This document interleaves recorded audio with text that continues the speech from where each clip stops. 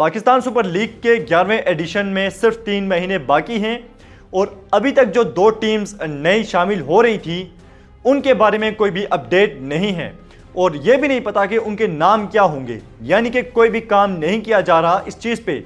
और Pakistan super league हर addition में कैसे डाउनफॉल की तरफ जा रही है हमारी आंखों के सामने हम ये बखूबी देख रहे हैं कि एक टाइम में जब पीएसएल में बड़े बड़े नाम आ रहे थे वो करते करते काम होते होते अब पीएसएल बहुत नीचे दर्जे तक जा चुकी है, क्योंकि अब कोई भी टीम कोई भी प्लेयर अब नहीं आना चाह रहा पीएसएल में।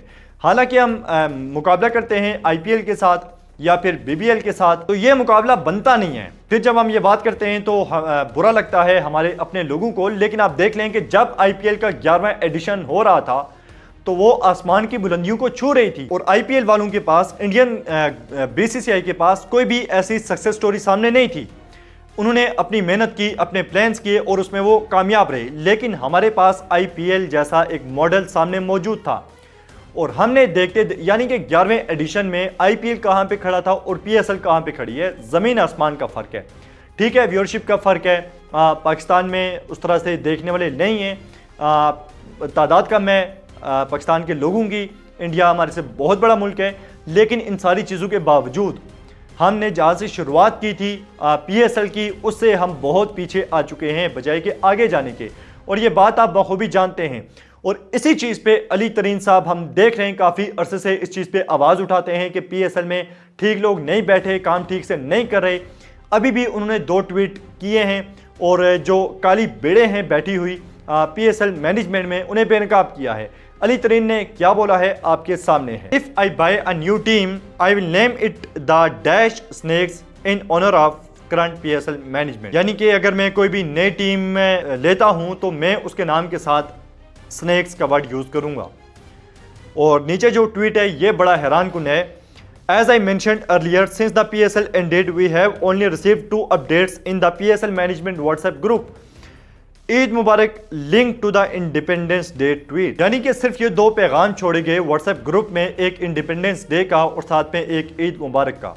और पीएसएल शुरू होने में सिर्फ 3 मंथ बाकी हैं 11वें एडिशन की। और जब 2 नई टीम्स ने आना है, आपको पता है कि बाकी टीम्स एतराज़ भी करेंगी, बाकी जो ओनर्स हैं वो सवाल भी उठाएंगे, बहुत कुछ हो सकता है अभी खुश नहीं होंगे, क्योंकि पहले भी जो फ्रेंचाइजीज थी इनके साथ यही एग्रीमेंट था कि पहले 10 साल तक 6 टीम्स के साथ ही जाया जाएगा और उसके बाद कोई भी नई टीम आएगी। इस चीज़ की डिमांड की थी फ्रेंचाइजी ओनर ने। और उसके बाद अब देख लेंगे 11वां एडिशन आने को है, 2 नई टीम्स ने आना था। उसके बाद जो एक तो पीएसएल है वो बड़ी हो सकती थी, प्लेयर्स ज़्यादा आ सकते थे और उसके बाद जो टाइम पीरियड था पीएसएल का ये बढ़ सकता था और पीएसएल मज़ीद इंटरेस्टिंग हो सकती थी, यानी कि जो फैन फॉलोइंग है उसमें इजाफा हो सकता था। लेकिन किसी भी चीज़ पे अभी तक काम नहीं किया जा रहा और ये बात हम नहीं कह रहे, बल्कि पीएसएल मुल्तान सुल्तान के जो ओनर हैं अली तरीन ये बात कर रहे हैं।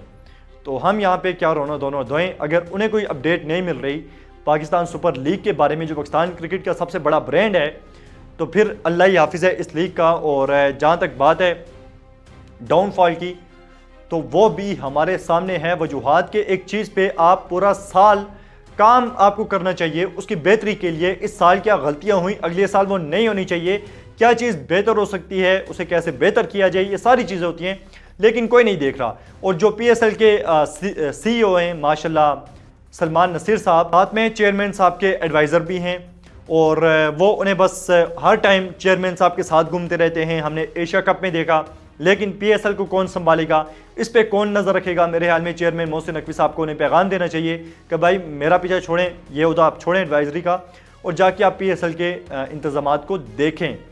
तो अली तरीन साहब जो बार बार बात कर रहे हैं, बार बार सवालात उठा रहे हैं पीएसएल पे, ऐसा ना हो कि कल बहुत देर हो जाए।